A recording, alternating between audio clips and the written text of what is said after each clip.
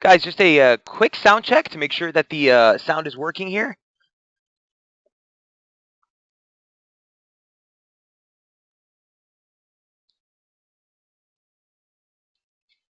Sound is good. Thanks, Eileen. All right. Good morning, everyone, and welcome to this intraday strategy webinar on SB Trade Desk. We did just get the release of durable goods orders coming out much worse than expected. We were looking for a print or contraction of 1%. We got a contraction of 1.8. X transport, if you strip that out, just look at the core coming in right in line with expectations. Cap goods orders non-defense also coming in slightly weaker than expected. Same thing on the non-aircraft as well. So a little bit of a weaker print across the board. You did get some downward revisions, significant ones to the previous read as well, from negative 0.5 to negative 1.5. So not necessarily going to be very constructive for the dollar. We did just see the dollar index come right off the highs, and we'll go over that chart in a moment. Obviously on tap this week, or let me just finish this up, guys. But later in the day, we do get new home sales. We'll be looking at those as well at 10 o'clock. The biggest print for the week will be on tap tomorrow as you head into that final read for the first quarter GDP. And certainly that expectation is for a nice upward revision to negative 0.2% from that negative 0.7 we got previously. Also, we'll be paying close attention to the core PCE, the Fed's preferred gauge for inflation. That is expected to hold pat at 0.8%. So we'll be live on that tomorrow during the webinar here, guys. Okay, Premendra, Steven, Eileen, great to see you. Says, good morning, Michael. Data trading is difficult. Never know what headline will scrap the technicals. I wouldn't necessarily say anything scraps the technicals per se. In near-term price action, if you're looking for those technicals to offer triggers, yeah, I would agree with you, Eileen. But event trading is not something that me and Jamie are actually too huge on to begin with, guys. It's really more so if you're in a position or if the event sparks a rally into a possible entry that we've been looking for. That's when we trade the event. But trying just to take a near-term position just on the data print, first of all, your spreads blow out on a lot of different platforms, regardless of who you're trading with. And it can be quite tricky, Eileen. But we'll go over some of these setups here. Permendra, great to see you in the room, sir. All right. So let's jump right into the charts. First things first, euro dollar with a breakdown here, an overnight trade as well. Here's what we were looking at yesterday with the euro, guys. The 113.90 level was sort of where this thing had turned. It was the basic 88.6. More importantly, you got a stretch high that almost tagged that exact median line right off the low. Okay, momentum held 60 on the daily, and that's really one of the things that I was looking at for the euro. So we are coming off lower. Again, we made it back below that trend line, and we could see some further downside in the euro. Don't want to necessarily say that we're having a full-on reversal just yet. Before we look at that, let's take a quick look at what the dollar index is doing. So the dollar, obviously, stronger against all its major counterparts here today. You did see some of those gains trimmed here on the back of that print that came out weaker than expected on the durable goods orders.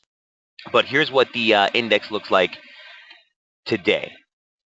So this was on the radar charts last night for the dollar index. The major thing that we were looking at in the webinar yesterday, which for daily affects all types of technical difficulties with live stream, not my preferred gauge of webinars. But in any way, 11,839 is technically what took us off looking for a short exposure. You know, the opening range for the week is just panning out, but we're starting off on a really strong stretch here. You made an outside day yesterday, taking out the Friday lows and pushing through the Friday highs. Near-term resistance we flagged last night, 11,839, did hold into the close, and here we are pushing higher in New York trade. Here's what the 30-minute looks like for the dollar index. By the way, if you take a look at this chart real quick, that's the DAX coming into near-term median line resistance. We can go over that in a moment if you guys would like, but here's the 30-minute on the dollar index. Okay, so in relation to where we are, there's that major key level. We did see a break above it. This print offering a pullback right into that region, and this is going to be the region, again, that we're going to use as our validation or invalidation. As long as we're above that, you know, I'm not really going to be looking to press the dollar short near term. I do want to point out a couple things that I was looking at just ahead of the webinar here. You know, if we look at the momentum signature, it does look, we'll have to see how the US Open looks like, but it does look like we're putting in some divergence into the highs. And a trigger break off or a trigger support in momentum off the lows for the week gives us a nice near-term sort of position that we can look to going to the US session. So if we were to see this break back below 11,839, Momentum breaks that trigger after some divergence. Again, that'll be a pretty strong signal, in my opinion, to look lower in the dollar.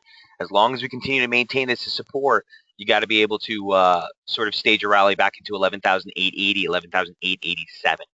And that area is extremely significant at this point because it represents the FOMC high. So this is the FOMC interest rate decision last week, the spike high, and a nice confluence region of the 38.2 retracement off the high, and as well as, what was that, the swing low?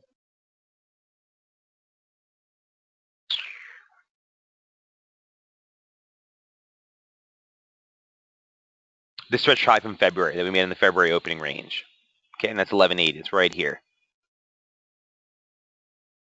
So again, at this point, while we're above this region, expect to see a little bit more upside here for the dollar index. Topside resistance 11,880, 887. We need to get back below 840 and see that momentum give out for us to get some conviction on the short side again for the dollar index. I did note this yesterday in the in the radar charts as well. It's too soon to tell if this is going to be an operative slope, guys, but so far that's what I'm working with. From a timing standpoint, you can see again really nice pivots along the side here. You got a break to the upside and a couple of pivots on the median line, but the upper median line parallel for that slope comes right in line with the level that we were watching anyway. So watch it 11,880, 11,887 for near-term resistance here on the index.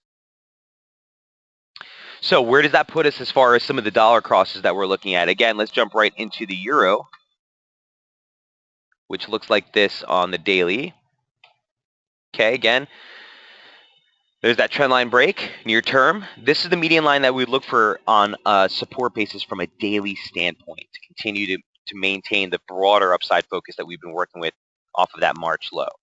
Okay, and that comes in today somewhere in the range of 111.20, 111.25. For that median line parallel. Here's what the scalp looks like for the euro. And here's what we were looking at last night. Okay, so that 112.92 area was near-term support. And it was the Friday low that we made here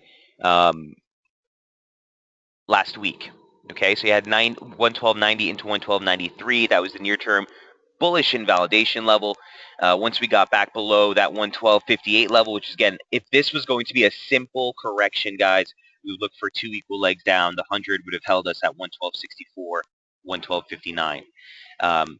That broke, again, was this early in Europe. And here's the next support target down at 111.75, and that completes a 1618.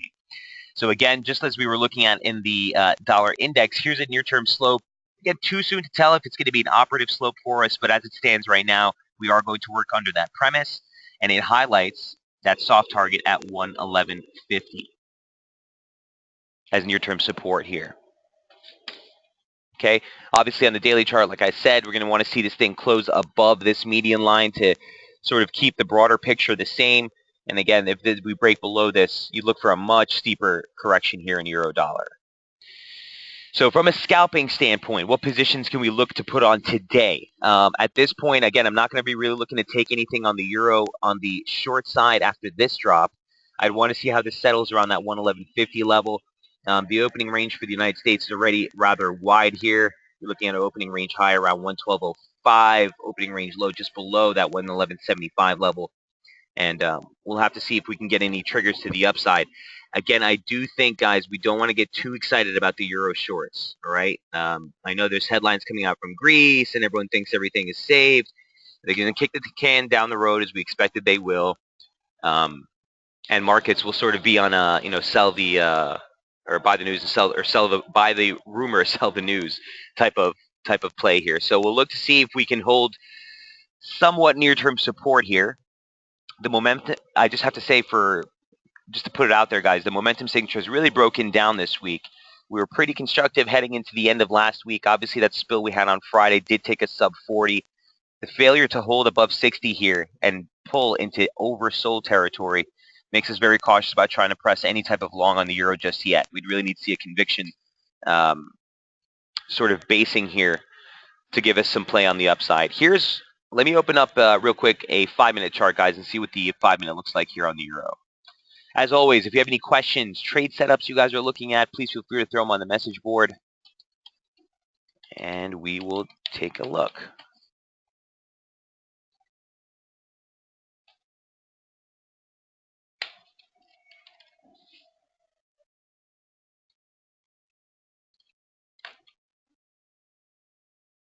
Bear with me one moment, guys.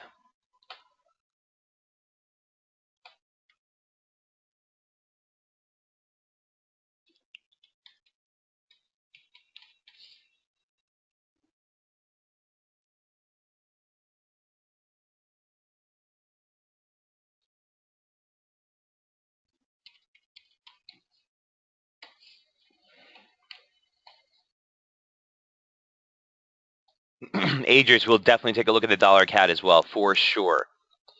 Who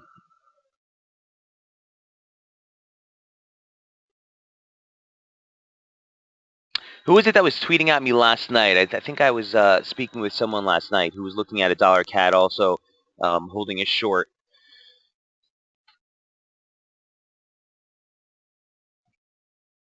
Okay, so let's see what's on the euro here for the 5-minute. Again, it's a precipitous drop. If you're holding shorts or you took a trigger break from earlier today, we would be looking to take out some of those positions as you head into this region right now. Again, bring your stops to break even as you head into the U.S. Open.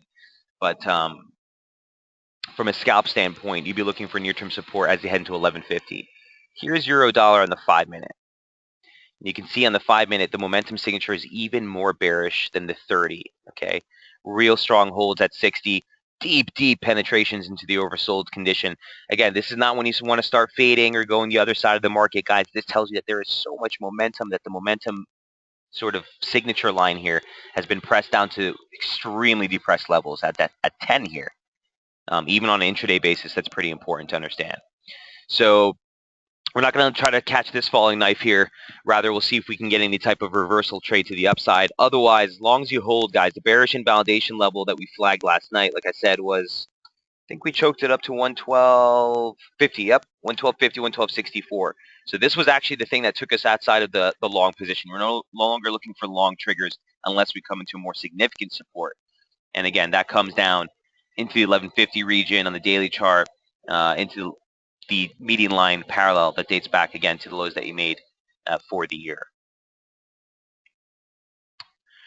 All right. So any questions on the euro?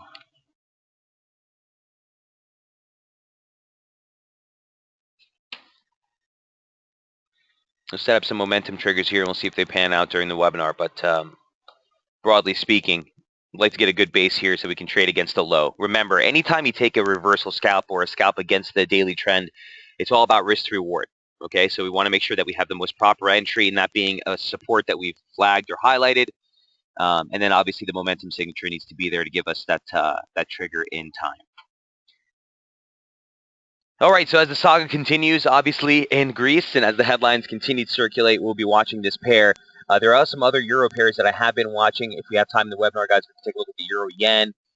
Euro Aussie hasn't really been all that favorable at this point, but I do think you see a move out of that this week as well. But that is the euro dollar. All right, let's jump into the dollar CAD here for Adrius. So here's what we were looking at on Monday. Or I guess this is Sunday night. The rebound that we made, and the thing I just want to highlight before we jump into the live charts, was this key support here. A nice confluence region of the 618 retracement off that low from May, and a 618 extension right off the high. That gave you 112.30 into 121.30 into 121.64. A little bit of a wider region here, but you saw that spike low on Friday catch that, or on Thursday rather, catch that low right before it pulled up back into the median line. Here's what dollar CAD looks like right now. Okay, so on the daily, we've made it back above that median line pivot.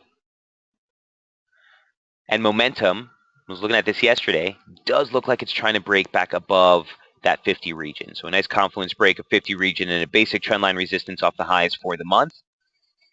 Leaves us sort of vulnerable for a move into 123.85. And 123.85, remember, was not only the stretch lows that you had here for April, the close low for February, but it was also the initial opening range low for the month.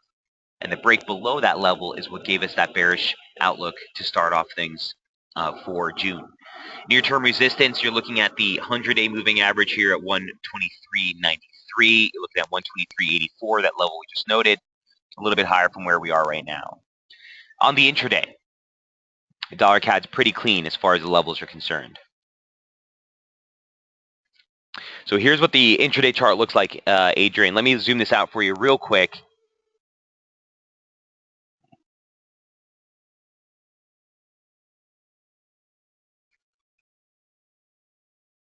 Okay. So what you see here in gray is just a basic retracement off the highs. And again, there wasn't enough conviction last week to tack this on. Once we made the break yesterday here, you have conviction that this is a near-term low. The momentum signature finally held 40 and broke through 60. That's the reversal signature that you look for in momentum. And that gives a little bit more conviction to tack on this retracement. You can see that the 50% at 123.45 is holding as resistance right now. Again, you still look for long triggers while you're up here. A break above that region, you're looking for 123.95, and that's the exact 618 of the decline, which lines up pretty darn well with this region right here. 123.93, again, is the 100-day moving average, and then 123.84, again, those lows that we made. So at least for the dollar CAD, you have a clear resistance on this, Adrius, that you know if a break of that level, you'll likely see this thing run right back into that 125 handle. So again, I personally would be looking for a break higher here in today's trade. And here, this is a region where I'd start to look for more conviction short exposure. A couple of triggers that we'll be looking at in price. First thing, I just want to note, again, just as a side note, guys, I'm not really a big fan of using triggers that span over the weekend. You know, a lot of times you get those gaps and sometimes can skew the oscillator. So in general, I'm not really a big fan of stressing a trigger like that. Nonetheless, just as a sort of a visual representation, we'll leave that there for a near-term trigger. Irrespective, it's going to be the 50 break here that turns things around. On the resistance for an upside break, let's jump into the 5-minute and see if we have anything pending.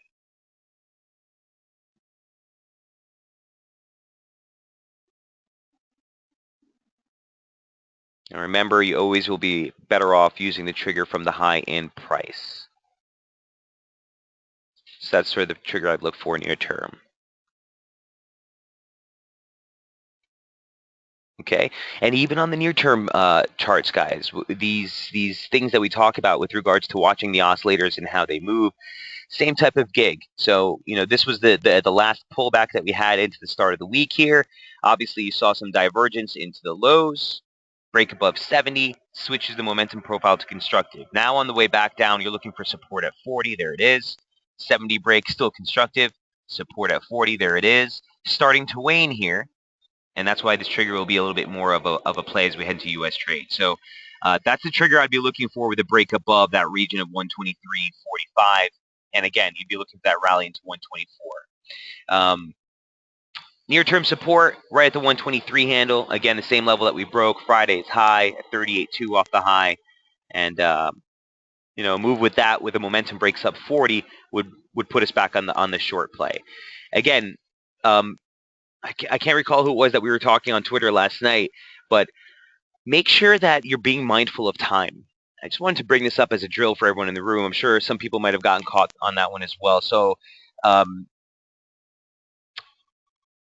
tweet was, hey, Mike, I was short at 123, looking for 25 pips, which is exactly what you should be looking for as far as the profit target's concerned. The tweet came through about 11 o'clock last night, which means you know, you kind of took this short right at the low for the Tokyo trade session. And it's really important to know where we are in time, okay? The triggers in and of themselves, guys, if you're looking at momentum, you know, they don't mean anything if price is not showing that. We're only looking for that momentum signature to confirm what we're seeing in price. That's it. The momentum signature is not what's dictating the trade, dictating direction, or anything. We're looking at price, and when we see that price starting to give us a little bit more of a convictional break, I want to see that the momentum signature is confirming that from a momentum standpoint. So it's very important to keep that in mind and where you are in time, okay? It's never going to be favorable, guys, to try to take a short with a break of the range low or at the range low of the session. Okay, we use this to validate bias, not necessarily to trigger a position. You're always going to be more. It's always going to be more favorable in your, or it's always going to work more in your favor to wait for the break, wait for the pullback, and then take the position against that low. Um, Secondly, the momentum signature here, there was nothing bearish about it that would have triggered a short position. So even if you were looking at this from, let's just say uh, a broader standpoint here, whether it's the 30-minute or whether it's the 5-minute, there was nothing last night that looked like this thing was breaking down. You might have gotten faked out on this drop right here, but that's just chasing, guys, right? There's no necessary trigger. There's nothing here that would have pushed, the trade. One thing, again, just looking at this, trying to see where where someone might have gotten faked out on this. Yeah, you might have been looking at a trigger like this or like this. That's probably the trigger that I would have been looking at. 3-point trigger, right? But are you going to take a trigger break at what? What is that? 4 o'clock at the close of trade in U.S.? Nah, that's not when you want to initiate a new trade. All right. Hey, Bill. He says that was me, MB. Great to see you in the room, man. And Bill, I don't mean to single you out in any way, my man. I just want to make sure that we're both on the same page and that we can sort of correct those behaviors. So, if you look at this trigger here, again, where you are in time, there's very, very slow or thin liquidity in markets. U.S. markets are offline. Tokyo markets haven't launched yet. It's very it's not the best time to be initiating new scalps. So just keep that in mind. Um, if anything, on this one, the operative trigger actually with the momentum signature where it was would have been this. And on a move like that, the trigger break broke to the upside. Price didn't even give you a break of the opening range high for Tokyo until later in the session. But even a trade like this, Bill, with a stop against the low, will allow you to stick with that at least minimum 1-to-1 risk to reward, right? And that's really, we cannot go below that ever. So on a break like this, you saw the break of the opening range. Momentum had already given the trigger on the pullback sort of entry at 123, stop against 123.06. Risking 15 pips, looking for 25 would have been just an all right scalp right to the upside for that target. So a couple of things I was thinking in my head last night when we chatted. Just wanted to make sure that we're on the same page, Bill. I hope that helps, man. Let me know if there are any other questions on that.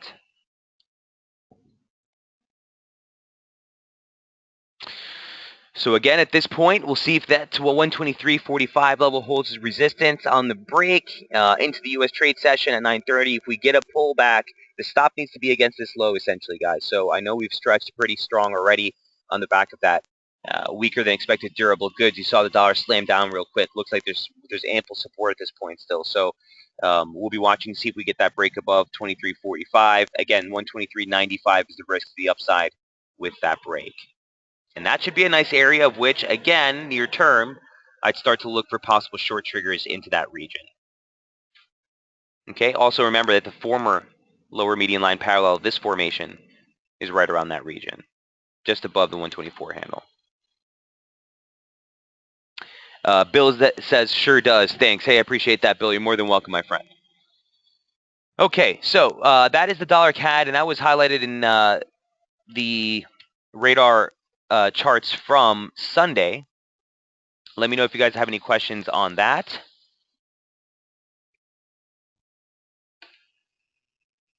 Eileen says, I've done the same mistake as Bill. Glad to hear that discussion again. Exclamation point. Eileen, always happy to oblige. And as always, guys, I want you to feel as comfortable as you can in these rooms. Feel free to throw out any questions that you have. Nothing's taboo. All right.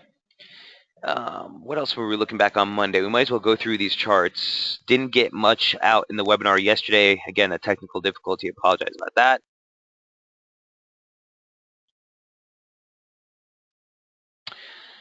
Okay, it was a Euro Aussie scalp and the Kiwi scalp. So I'm going to wait for the Euro Aussie. I do want to go through the Aussie first. Here's what the Aussie dollar looked like yesterday. Again, a break of that basic trendline support off the monthly low after coming off key resistance. And the major thing I wasn't too scared of getting on Aussie shorts, guys, was just the fact that we came off of a pretty big level in price as far as the daily chart is concerned. So here's what the Aussie looks like on the daily chart. All right, this was a pretty big region of resistance. You're essentially looking at the median line parallel dating off the highs here. Okay, in purple. 78.18 was actually the opening range high for the month.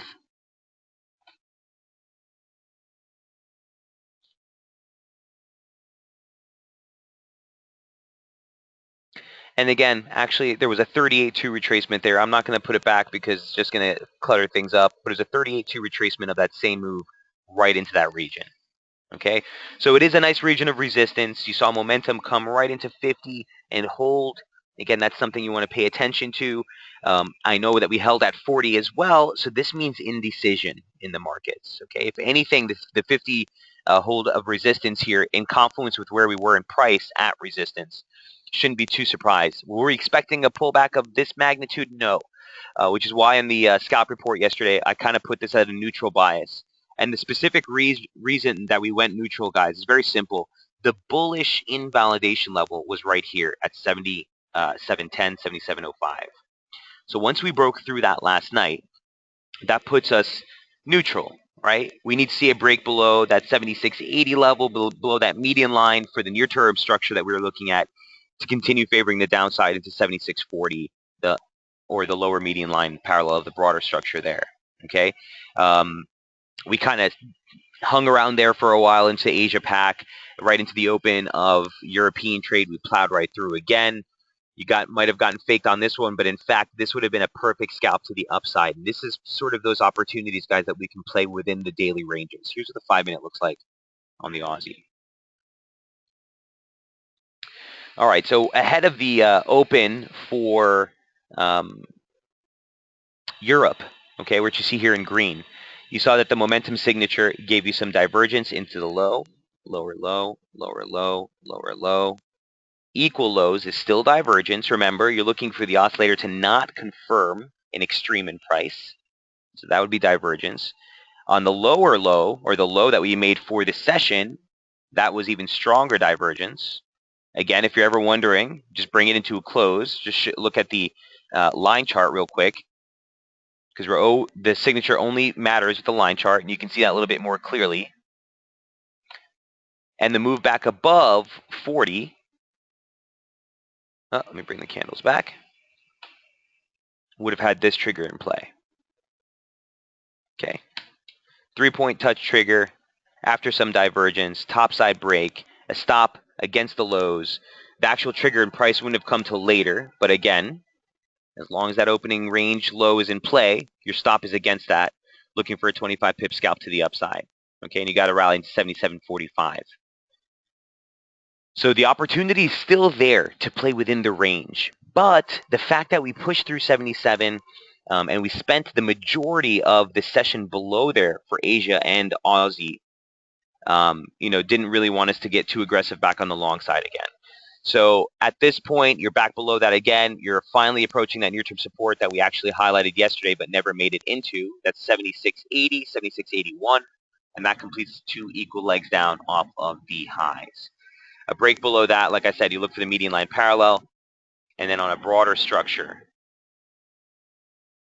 just zoom out real quick.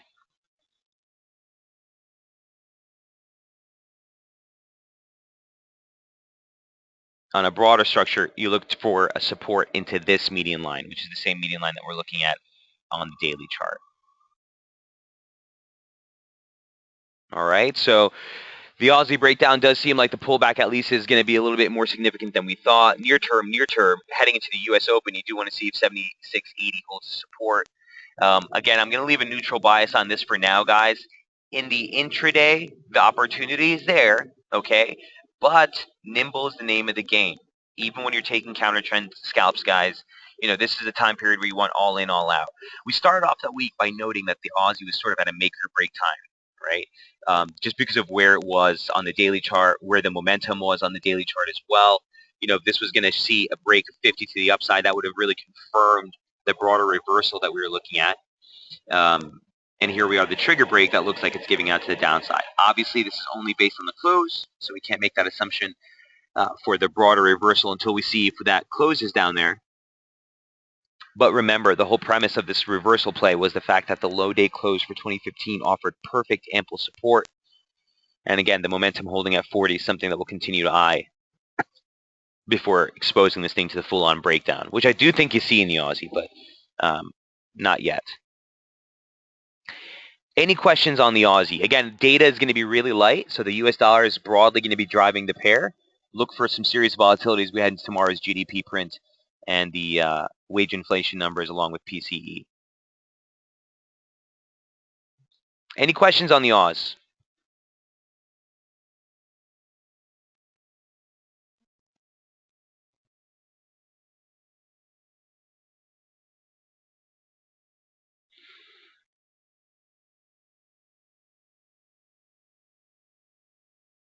You know, this is a trigger I was looking at earlier today, guys, and I just want to put this out there. A lot of times when you play these triggers, sometimes the break, just like in basic support and resistance, will offer support. Break of resistance will offer support on the way down. A lot of times you see this type of momentum profile where you see the trigger break offer support on the turns. So as you come into support here, this is one thing you want to pay attention to. Another resistance target we'll want to watch, or another resistance trigger we'll want to watch is that. And that break is sort of what would confirm the reversal plane momentum. If this is confusing you, don't really stress it too much. It's just an occurrence I've noticed over the years that sometimes pans out, sometimes doesn't. I don't have too much conviction on it, but something to take a look at as you head into that support structure there. Broadly speaking, though, you really need to get back above this region at this point before you start taking any long exposure again on the Aussie. Okay, and that's basically the median line support that we just broke, as well as the current operative upper median line parallel.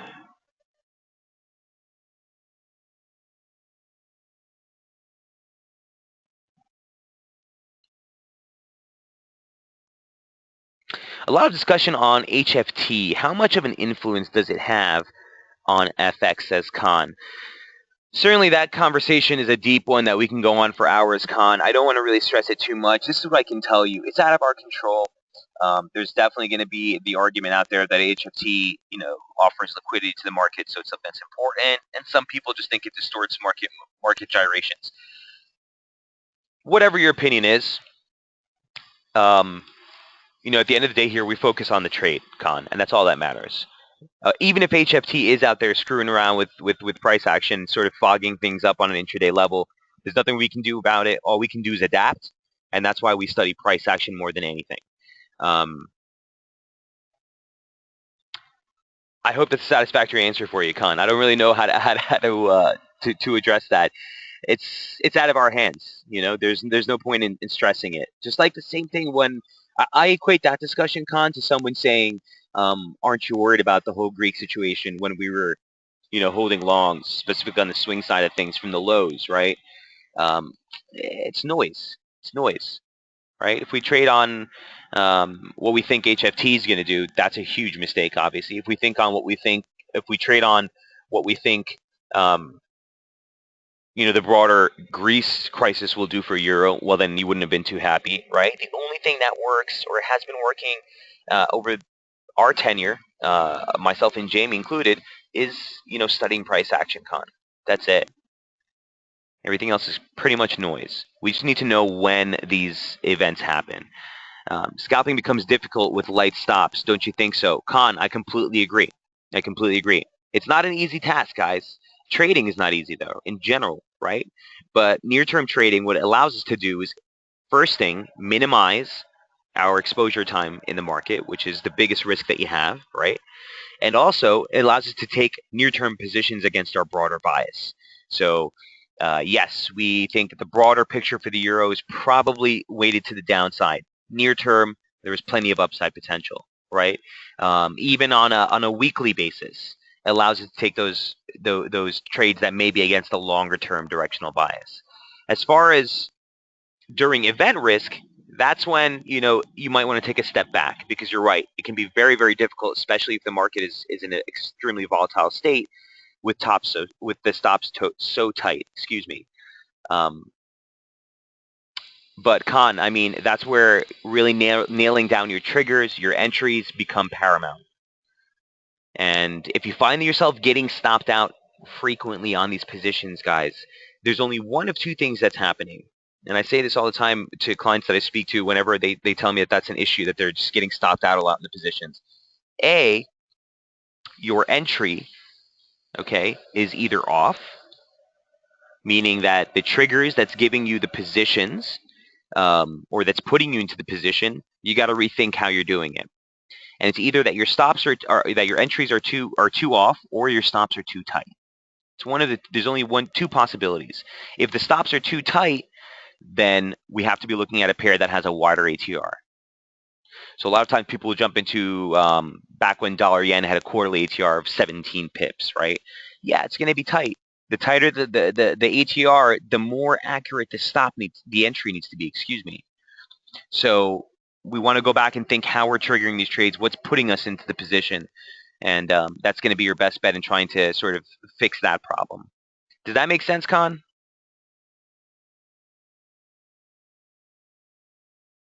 I hope I didn't lose there. He says, thank you. Yes, all right. Right on. Great question. Great question. But for the most part, we kind of just want to focus on what the market's doing. You know, the HFT stories and how that can influence price action. While it's good to know and can make some great, coffee discussions, from a trading standpoint, it's just going to be in the back of your head and cloud your judgment. So let's keep our focus on price action. All right, so that's the Aussie. We're going to kind of keep a neutral bias for now. At the end of the day, the near-term formation that we're in is what we're going to respect. And the only way that we'll get back on the constructive side, like I said, is a break above this region. It just so happens that the 830, 930 opening range for US comes right around there. So at least you know what the invalidation level would be for the short side. Near term, below 7,700, you could see further losses here for the Oz.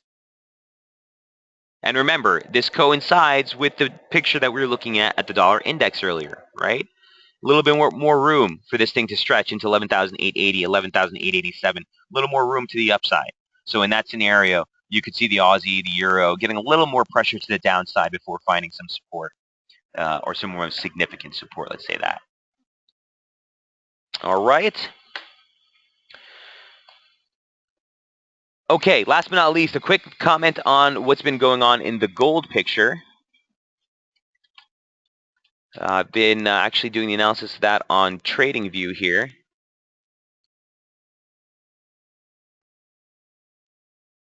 So here's what gold looks like on the daily, okay?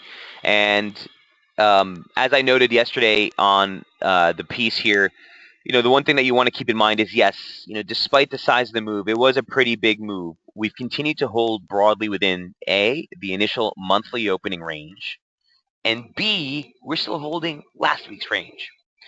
So, we've seen gold do these moves, these wicked moves, where you see a rally repair the whole thing, strong rally, next day falls off the side of the face of the earth, right? Here we are, same type of move. The only thing I wanted to highlight here is, before everyone starts jumping on the bandwagon for the short gold and this thing's going back into, 1100, which the broader bias for gold does remain way to the downside, to be fair. I don't want to necessarily jump on that bandwagon until we clear this formation and support. And that basically is coming right into the lows that we made for trade last week. Okay, well, last week's stretch low, 1172. I'd be working more with that low that we made on Wednesday. That's right around 1174. That coincides very nicely with the median line parallel here off the lows. And a break below this, you might see some serious losses here for gold. Okay, we're not there yet, though. We're not there yet. And we can't front run a break of support. It just doesn't make any sense. We'll get caught selling at the lows, and that's never what you want to do. So even if this does break, you would wait for some sort of recovery to try to take a short against that trend line. At the end of the day, the momentum consolidation that we highlighted on Sunday is still in play, okay? And we're going to want to see a break of this consolidation and momentum in confluence or alongside a break of this range. And again, here's the monthly open high. Here's the monthly open low. So, despite the size and the sheer magnitudes of the move, we're still broadly within the opening range. And on that account, I can't really get too excited about trying to do anything with gold just yet. From a technical standpoint, as far as where we reversed, that shouldn't be a surprise as far as that resistance. Was I expecting a drop off of this magnitude? No. But this was a really big resistance. 1206 with a 618 retracement of the decline. You had a median line parallel here of the broader formation almost to the pip. You had a sliding parallel here for this formation almost to the pip, right? So at least where we reversed was pretty big. We'll see if that trend line or that median line support gives us some support here for gold. Tomorrow's implications for this trade is even more paramount, because if we do see that wage inflation is starting to pick up, and again, the PCE, the personal consumption expenditure, is the Fed's preferred gauge of inflation, even more so than CPI. So if we see that the PCE is starting to pick up and that we see wage inflation starting to pick up and those numbers come in strong, well, you likely see those expectations for Fed liftoff come in, and that'll slam gold even harder. On the flip side of that, guys, just to put things out clearly, the expectation is that we're going to see a slowdown in that gauge. Here's what it looks like. So if you look at the core PCE, we're actually expecting that to hold at 0.8%. Personal income expected to move higher.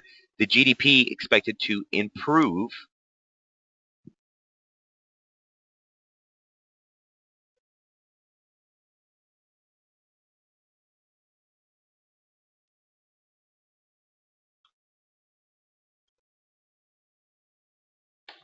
Let me see if I can get the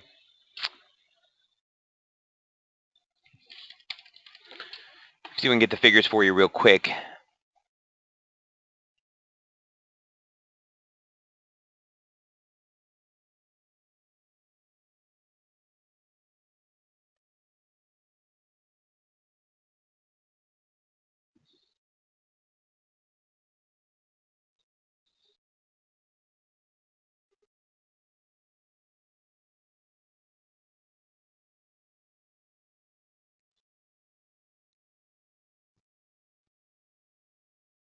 Okay, and the personal consumption is something that the Fed will also be looking at as well. So if you look at the personal consumption figures, it's been sort of a pretty variable print, but just the tendency that we've been seeing. We saw that run up in Q4 of 2015 to 3%. Obviously, the first quarter was a pretty weak print in general. Here's the final revision, okay? And if we're going to look for that final revision, if we do see personal consumption downtick, if we see this number drop off below 1.23%, specifically below 1%, you'll likely see that start to weigh on some of those expectations from the Fed.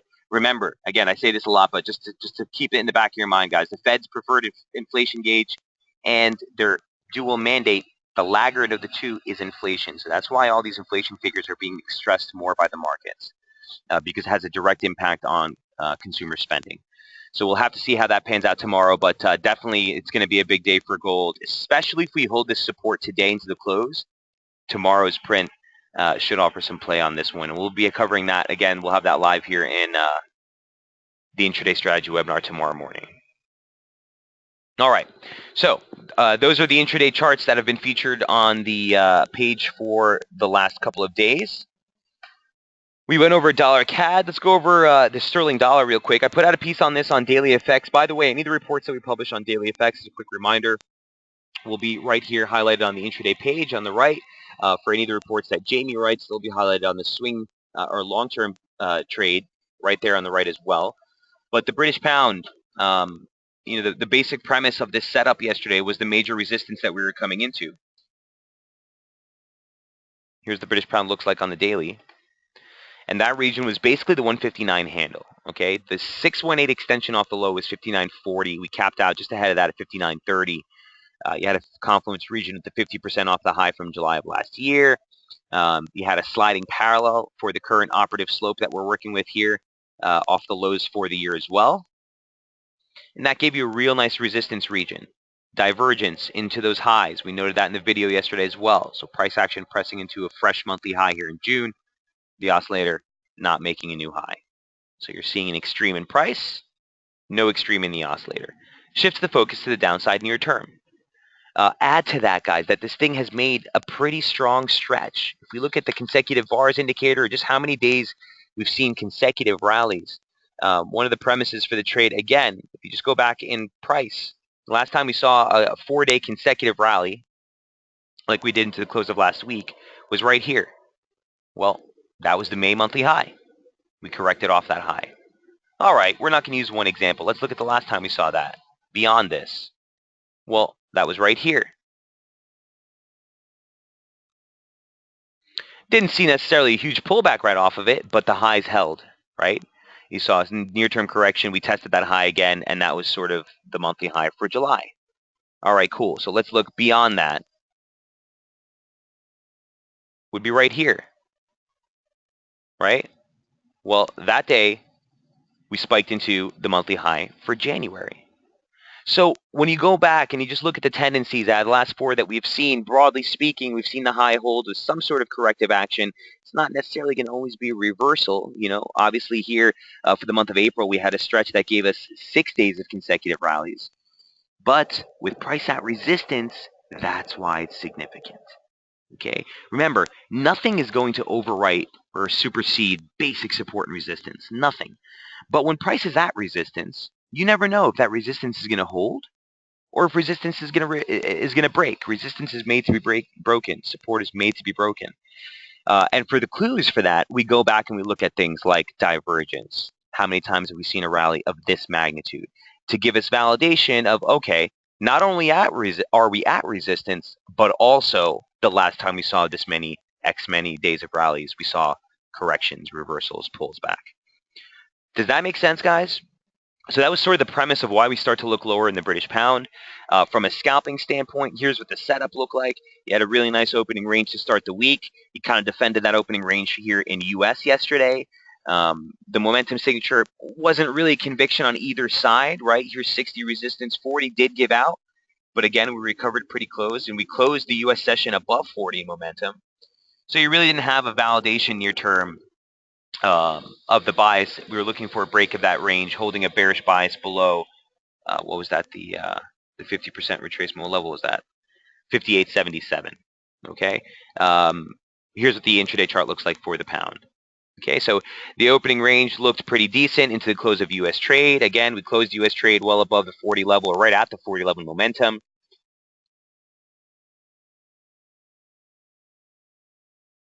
Oops.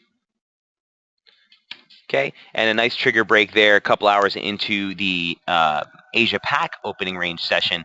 Took you right below 58, opened up the floodgates. Near-term target was the 57 region, 57 into 57.70. Had the lower median line parallel for that near-term structure, and this was the June high day close.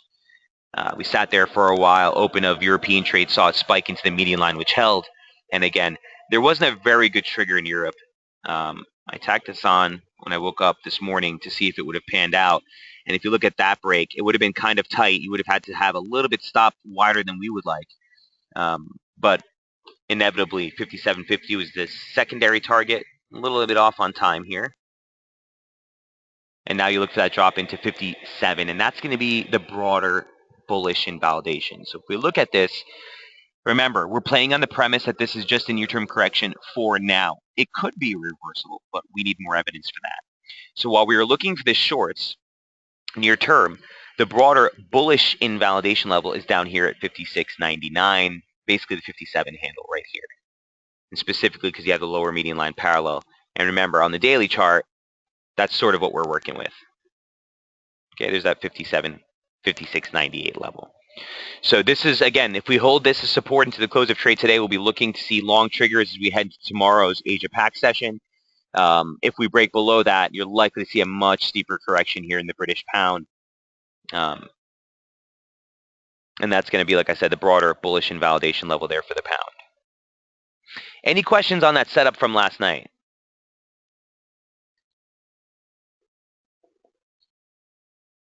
Heading into the U.S. session, let's see what the British pound looks like on the near term.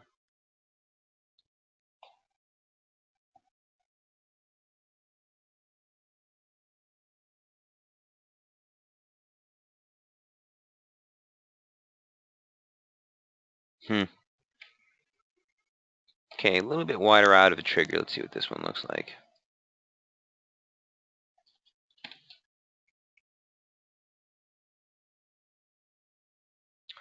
We'll leave that there for now. So this is a trigger that would want to take you off any short exposure. Wouldn't necessarily prompt long exposure, guys, unless you head into 57. Okay, that's going to be the level of which I would be a little bit more comfortable trying to take a long against this drop right here. Otherwise, you really got to see this thing give us a little bit more of a pull lower before comfortable trying to fade this to the upside. The near-term bearish invalidation level, we're going to drop that now from 58.70, where it was yesterday. We're going to drop that down right now to the 58 handle. Basically, the highs that you set for Europe and the median line off the highs. And a break above that is what we need to sort of be able to get comfortable taking back long exposure here on the British pound. Otherwise, look for some support as you head into 57. Eileen says you're using a new charting package now. I'm not using a new charting package per se. This is called TradingView, guys. You can set up a free account at tradingview.com. The biggest benefit to the charting package is that all the analysis is actually saved on the cloud. So if you're using, if you're going from computer to computer, which throughout the course of the day, I'm jumping on 3 different computers. So instead of emailing myself the charts every time, you know, it's all saved on the cloud anywhere you access it from. You know, you'll be able to see that. Eileen says you're not worried if the cloud problems charts lost. Yeah, I mean, that would be devastating. I wasn't worried about it until you just said something. So, no, it's pretty legit. And in fact, we have pro accounts, so we've set up pro accounts here. So I'm not really worried of the cloud necessarily failing, but it's something that I'll be messing around with the next couple of weeks. I'll let you guys know. I mean, it might be our preferred charting package from now on. You'll see a lot of the guys on Daily FX are actually posting reports with this as well. Either way, all that matters is the analysis, right? We could do it on pencil and paper if we had it printed. You're seeing the British pound move lower here. Dollar showing some more further strength here. It looks like the index is going to finally make it into that 880 level.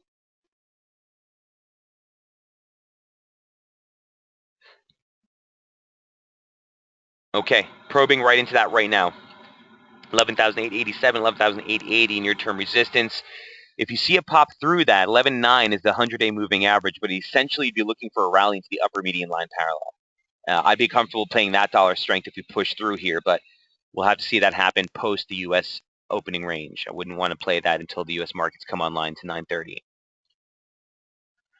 All right, a couple of pairs I just want to go over before we wrap things up here, guys, really quick. The dollar yen, obviously, a huge player as we head into major event risk for the U.S. tomorrow. Checking resistance, again, 124.35, 124.13. We'll be looking for possible entries here as well. You know, the range that we've been focused on essentially for the last 2 weeks is this exact range. We've now tagged resistance and support twice. This is the second tag of resistance if it holds. We've had 2 tags of support. Nice confluence region of a 50% off the low. A 618 extension off the high. Median line support. Right? You name it, it was all lined up here. So we'll want to see if this resistance region holds for the dollar yen. Here's what it looks like on the 30-minute. And again, even on the 30-minute, you have a median line or just a basic trend line support that confluences or comes pretty close to the upper median line parallel we're looking on that daily chart. So we'll see if this region offers some resistance for price. You know, the trigger to the downside looked pretty hairy here. You might have gotten faked out here, guys, just in the wee morning hours in New York. The opening range for Europe. Sort of a trickster there. Not much of a play. But broadly speaking, we'll just adjust that trigger to take into account those lows at this point.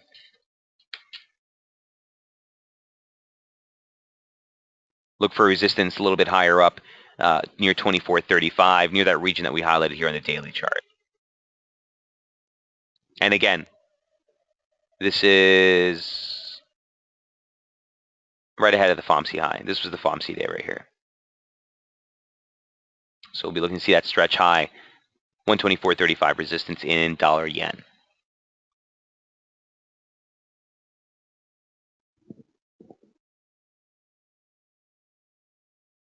There it is. Oops.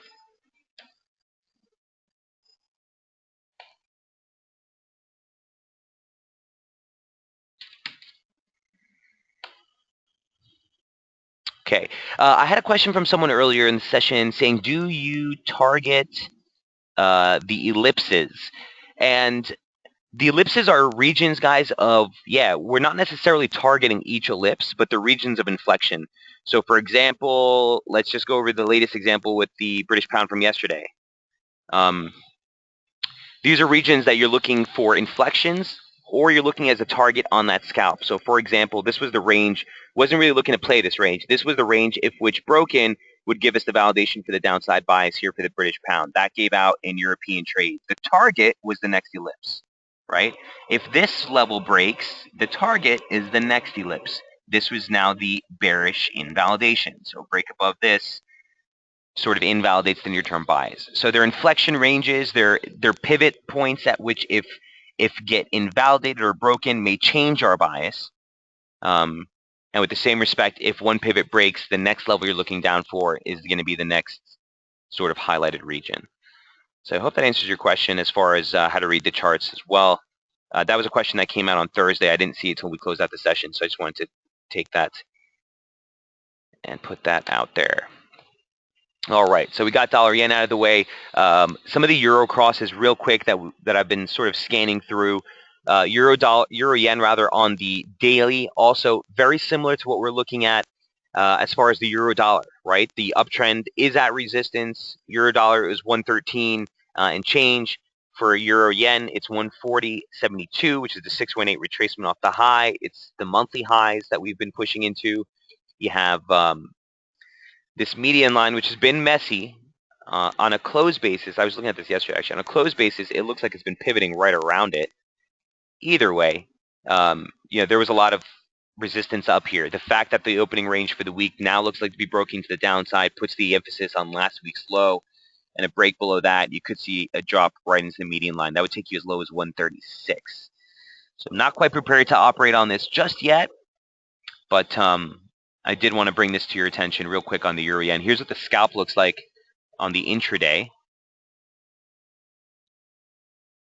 And again, looks like a clean opening range break, at least for the initial open here. Let me zoom this out real quick. Snap the trend lines.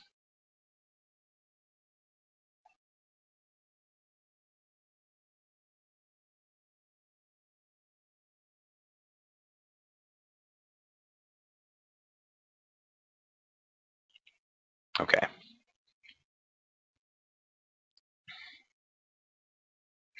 So again, there's a near-term formation we were just looking at since last week. This is using the previous week's lows, actually, and then the last week Friday low that we made. You can see a clean break there. Test as almost as resistance, almost right back. This is where the entry would be in on a trade like this. Much wider range. So not if you're newer to the strategy, it may not be your best preferred play, but a 40 pip scalp nonetheless. And there's a simple median for the current slope we've been following that's given out. So look for near-term support at the 138 handle. If that gives out, again, you're looking for a move back into the 137.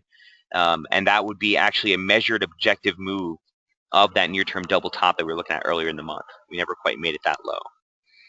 So euro yen, another one that's on the radar, hasn't necessarily been a play for me yet, but something I'm tracking here as we try to break through this resistance. On the failure, we'll see if we can get that drop a little bit lower on the pair to give us a little bit better of an entry. Where to look for retrace to enter. So Eileen, again, for this one, I want to see sort of a basing pattern before I try to press the long. At this point, the weekly opening range looks like it's just breaking to the downside, but let me do just some objective looks at this one.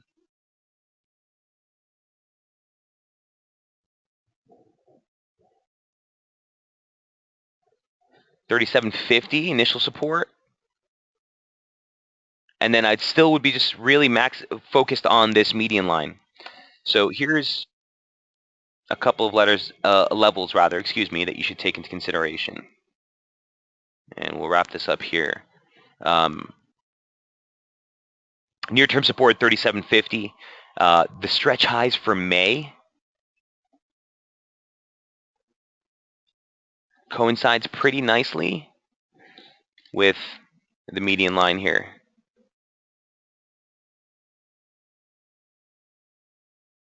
So sort of this region here. So 2 levels of interest, I would be looking for basing, Eileen. So I would look for the RSI signature to give me some divergence. I would start to look for long triggers. I'd start to look for opening range breaks to the upside for the session, is if we get into this region right here. Otherwise, you kind of don't want to try to fight the trend, guys. If it's turning over and momentum obviously is making its first break below 60 for the month, and it's the 23rd, so that's no small feat, right, Eileen? Is a behavioral change in the momentum signature. So I kind of want to let this pan out. I'm looking for a pullback a little bit lower. If you get compelling short scalp triggers throughout the course of the day, I would be comfortable taking that at this point.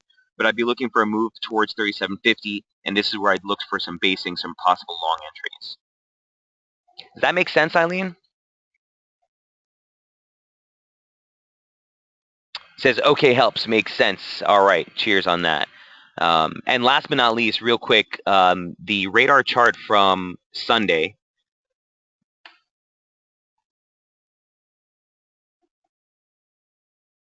On the Euro Oz. Here it goes.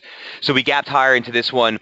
We were looking for the consolidation break. We were looking for a stretch to get long. Yesterday's rally did run right into the October highs, that highlighted region into the median line, and then it turned right over. So here's what Euro Oz looks like on the back of that release. Here's the daily. Okay. Bring your attention to this longer dated trendline support. Dates all the way back to the lows that you made in 2013. Okay. Some nice pivots here, catching support in the late September drop last year. In the rally that we saw in April, almost to the pip, caught the highs. On a closed basis, we made one close above it, but it was just for a single day. And it's been pretty nice resistance. That highlighted resistance right at 147. And here's what the intraday chart looked like into that scalp. Okay, so you saw that break again, 46.60, the consolidation break, the stretch highs from Asia. We plowed right through into the October high, even almost made it into the 47.35 target before momentum completely held 70 and then collapsed back below 60. Really, the break for the pullback or the invalidation to get out of that long position wasn't until later in the session. And here's the break that you saw last night during Asia, and this thing just continued to really fall apart. So now you've made it through the underbelly of the range low for the session for the week. Support right at the 786 retracement, 44.92. But essentially, you'll be looking for a drop down into that former median line resistance, and that comes in pretty nicely with last week's low, just lower at 144.30, 144, 144.25, 144.43. Again, a wider range scalp here, guys. Obviously, we'll be very susceptible to what you're seeing, the headlines coming out of Europe, but broadly speaking, with what you're seeing out of the Aussie, it's making this a little bit more difficult because the Aussie and the Euro are moving both in tandem to the downside, while the Euro is a little bit more of a bigger loser on the session. So, again, nothing I've personally operated on, but now that we've made it back below the weekly opening range low, broadly speaking, you want to stay bearish below 49.50. So this is where a bounce could find some more resistance.